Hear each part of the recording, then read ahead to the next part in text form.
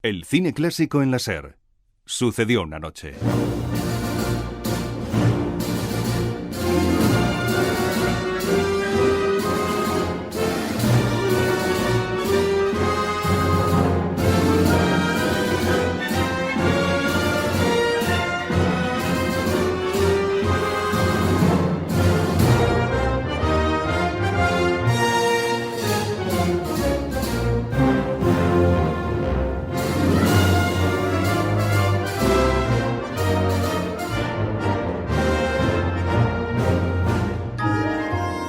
Y así, con esta música tan alegre, entramos en Sucedió una noche, el espacio que dedicamos al cine clásico con Antonio Martínez. Pues sí, esta música pertenece a una de las grandes obras maestras de la música de cine, la banda sonora de Robin de los Bosques, que Eric Korgol compuso en 1938.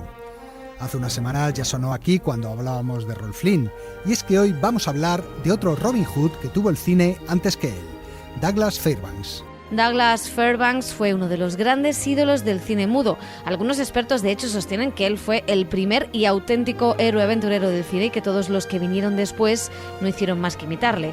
Quizá esto sea demasiado, pero de lo que no cabe duda es que fue uno de los grandes. El próximo jueves, día 12, se cumplen 80 años de su muerte y hoy queremos recordarle.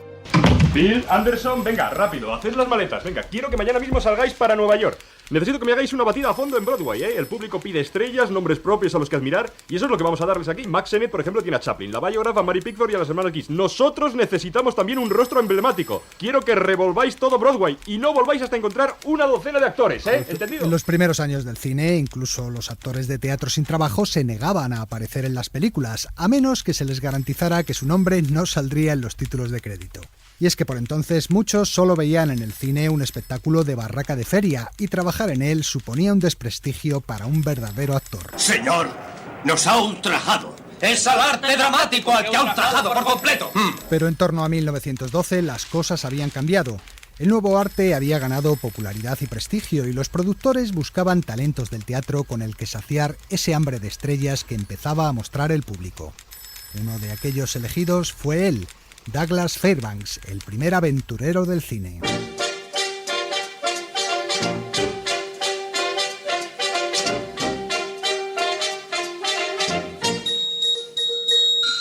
Douglas Fairbanks, Doug, como se le conocía popularmente, era ya un actor de cierto prestigio en el teatro, pero su entrada en el cine fue un éxito desde el primer momento. Me has asombrado, ¿sabes?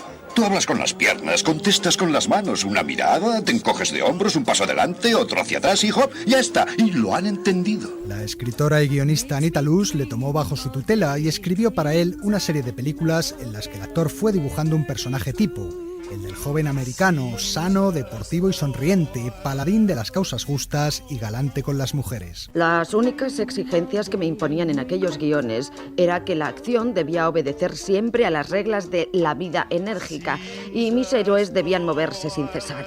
Las más seductoras escenas de amor debían interrumpirse con una acción brusca y a veces inexplicable, en la que Douglas debía saltar sobre una lámpara suspendida del techo o remontar una cascada a nado. Sus primeras películas trataban temas actuales de la vida americana, pero Fairbanks no encontró su verdadera personalidad hasta que se vistió con la capa y empuñó la espada. Cinta 1-2 en tercera.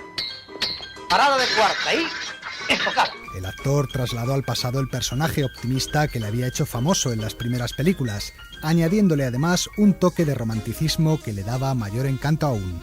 Douglas Fairbanks hijo. Creo que su virtud principal era su eterno optimismo. Proyectaba su propia alegría en el público, su entusiasmo a la hora de comprobar que cualquier cosa era posible, todo era posible, y uno nunca podía negarlo, nunca podía rendirse. ¿Que ese muro es demasiado alto para escalar? No, yo lo haré, saltaré por encima de él.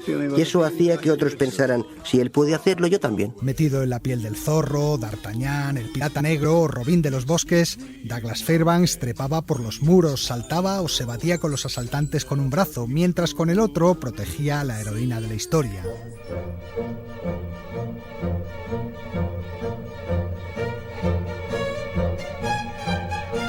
Todas esas acrobacias eran posibles gracias a su gran preparación atlética. Tenía habilidad para hacer todos aquellos ejercicios acrobáticos. Los inventaba, diseñaba y realizaba. Doug era un jinete consumado, mejor gimnasta y practicaba la esgrima y el boxeo como un experto. Bien, Doug, vamos a ver si he entendido lo que quieres.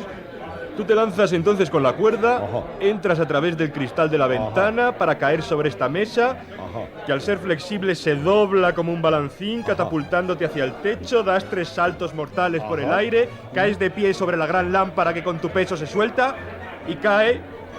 Se enciende la lámpara sobre el malo, aplastándole la cabeza, ¿es eso? Efectivamente, y procura que durante todo el tiempo se vea mi sonrisa. Aunque parecía que fueran espontáneas, cada una de estas acrobacias era coreografiada y ensayada durante semanas. Fairbanks se jactaba de ser él mismo el que interpretaba todas aquellas escenas arriesgadas, algo que confirmaría tiempo después la que fuera su esposa, la actriz Mary Pickford.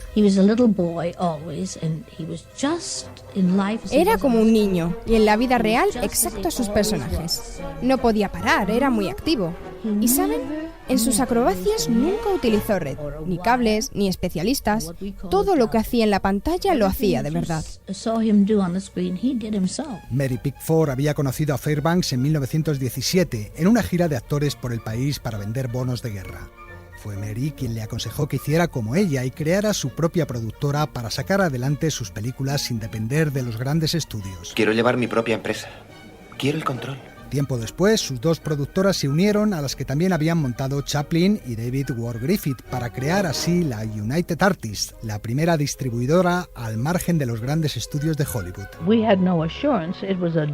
No teníamos ninguna seguridad, era un gran riesgo. Ahora estábamos solos a la hora de financiar nuestras películas, algo que es muy arriesgado, especialmente cuando tienes en contra al resto de la industria. Pero el hecho es que conseguimos financiar United Artists. Cada uno pusimos en principio $100,000.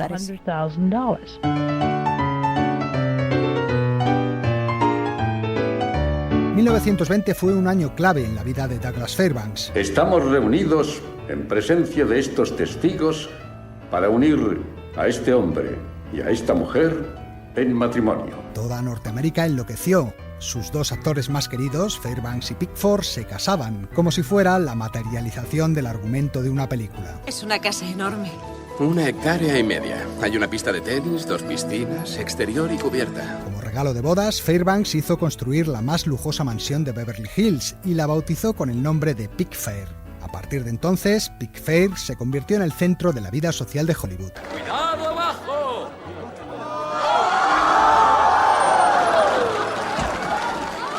La pareja ofrecía las fiestas más divertidas, en las que Doug hacía gala siempre de sus talentos acrobáticos.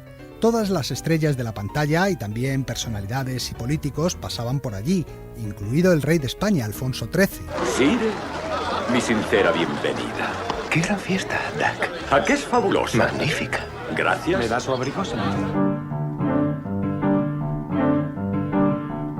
Muchas veces el público cree erróneamente que una película es sobre todo su estrella principal.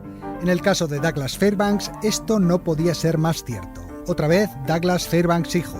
Algo curioso que se puede ver en muchos de los créditos de sus películas es que al final de estos pone Historia de Elton Thomas.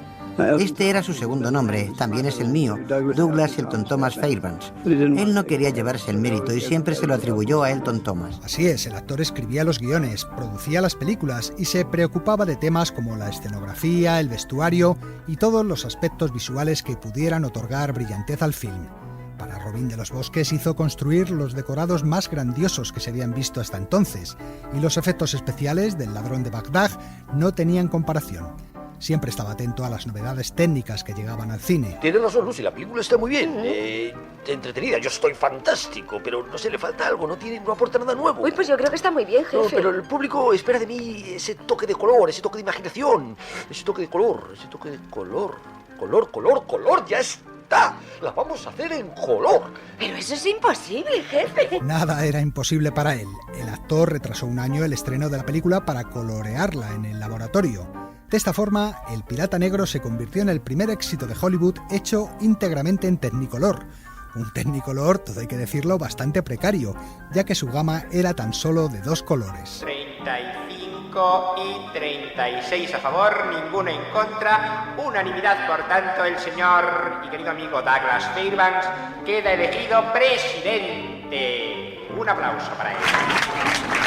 En 1927 fue elegido el primer presidente de la Academia de las Artes y las Ciencias de Hollywood, y él fue el encargado de entregar el primer Oscar de la historia.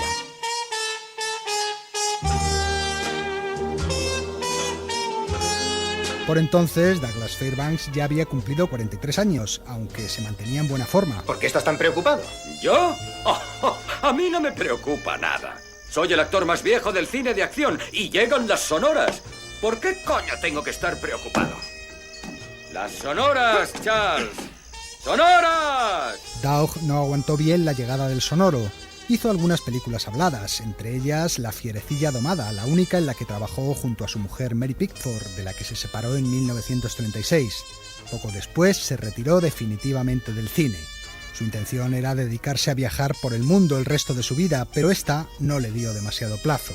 El 13 de diciembre de 1939, su corazón dejó de latir mientras dormía. Tenía 56 años. Irónicamente, la estrella más agitada y activa del cine mudo se despidió del mundo en medio de la tranquilidad de la que siempre había intentado huir. La vida era diversión cuando estaba Doug. Y, ¿sabes? No creo que hoy en día nadie recuerde la enorme estrella que era. O sea, en aquellos días era enorme. Gustaba a los hombres. Las mujeres le adoraban. Él era la realeza.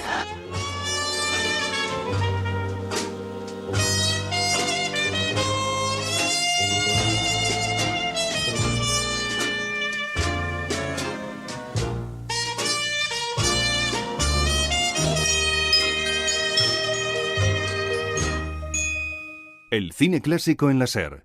Sucedió una noche.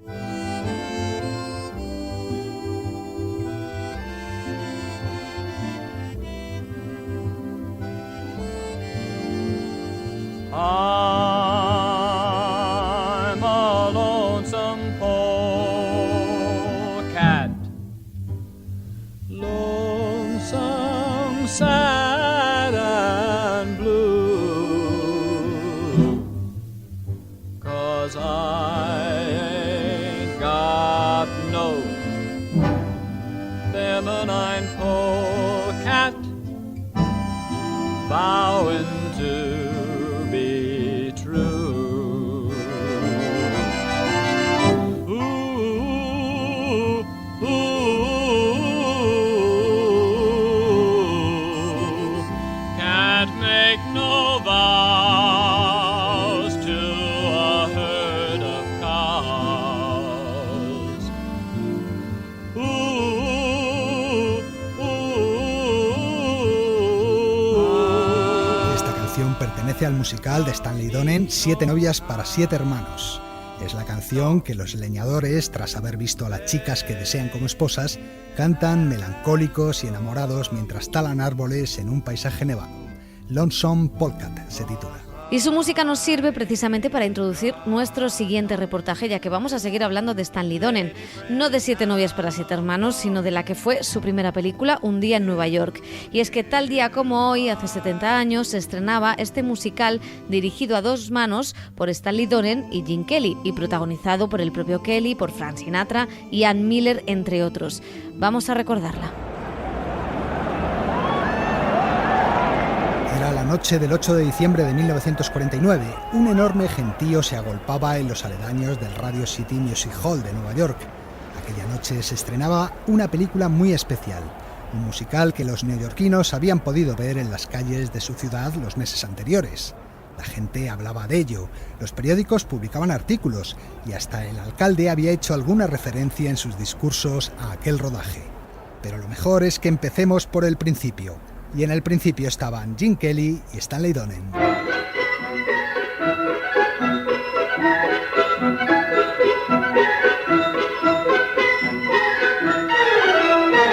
Stanley Donen. Gene Kelly and I, in a sense, grew up together. Gene Kelly y yo crecimos juntos en cierto sentido.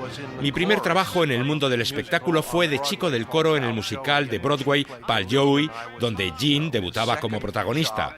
Mi segundo trabajo fue ser su ayudante. Él era coreógrafo de otro musical y yo era su segundo. Así que puedo decir que comenzamos juntos en esto. Éramos como compañeros de colegio. Cuando Kelly fue contratado en Hollywood por la Metro, se llevó a Donen como ayudante de coreografía. En 1944 tuvieron su primera oportunidad de trabajar juntos en el cine con Las modelos, película que Gene Kelly protagonizaba junto a Rita Hayworth. ¿Nos quieres o no? Acabamos de hacer un fenomenal show. ¿Cantar y bailar? Me gusta rabiar. Pues patatín, patatán. ¡Ahí voy! Muy bien. Luego, Donen y Kelly escribieron juntos también el guión y los números musicales de otra película, Llévame al partido. La pareja le pidió al productor Arthur Freed que les dejara también dirigirla, pero Freed ya se la había prometido al mítico director de musicales Busby Berkeley, que había pasado unos años de crisis a causa de su alcoholismo y necesitaba que le echaran una mano. No obstante, les dijo que la siguiente sería su oportunidad.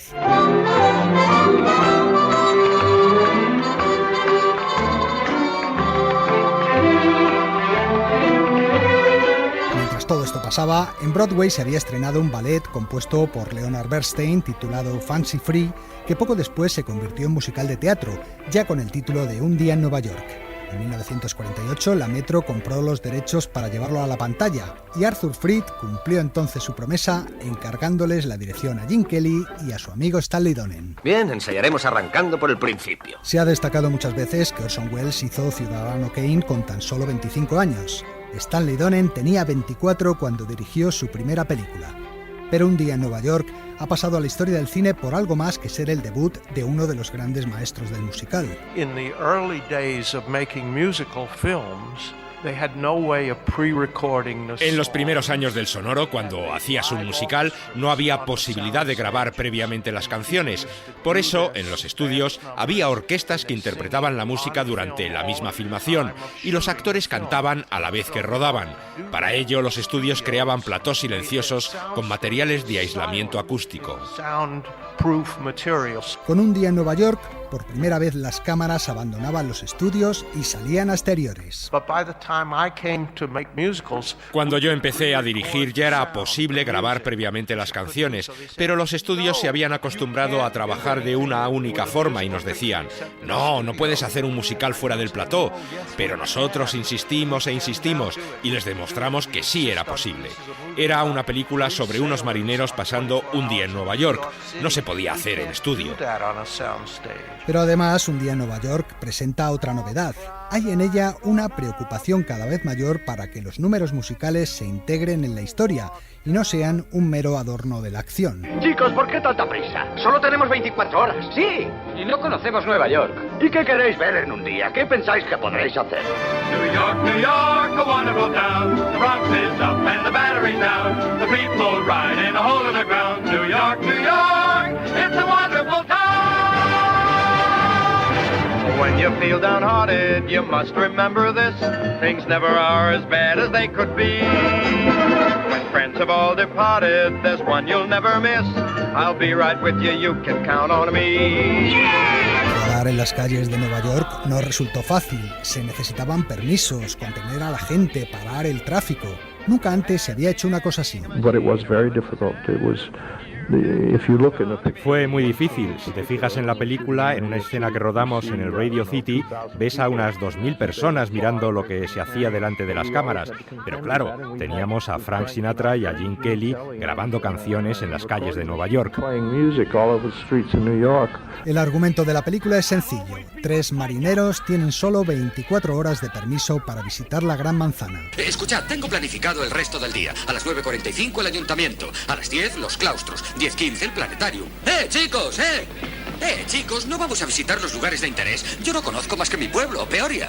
Quiero ver las bellezas de Nueva York. Pero naturalmente las bellezas de Nueva York acabarán siendo unas chicas que conocen y no los monumentos. Echadle un vistazo a esa. No está mal. ¿Que no está mal? ¿No te fastidia el señorito exigente? ¿Quién te está esperando en Nueva York? ¿Ava Gardner? Yo me tomaré el tiempo necesario hasta encontrar una auténtica belleza neoyorquina. Tengo una labia que nunca falla. En Meadowville todas caen rendidas a mis pies. ¿En Meadowville? Puede que tú seas un tipo importante en Meadowville, pero no olvides que el pueblo entero cabría en ese buzón. Curiosamente, cuando se filmó esta escena, Frank Sinatra ya tenía una relación con Ava Gardner. Un día en Nueva York es una película llena de optimismo y vitalidad, con números musicales inolvidables que tienen lugar en los sitios más dispares de la ciudad, desde el Empire State al Museo de Ciencias Naturales. Debería sentirse orgulloso de esos 3 marineros de la Armada de los Estados Unidos. Tenían un solo día de permiso. ¿Y qué hicieron? ¿Estaban sedientos de licor? No.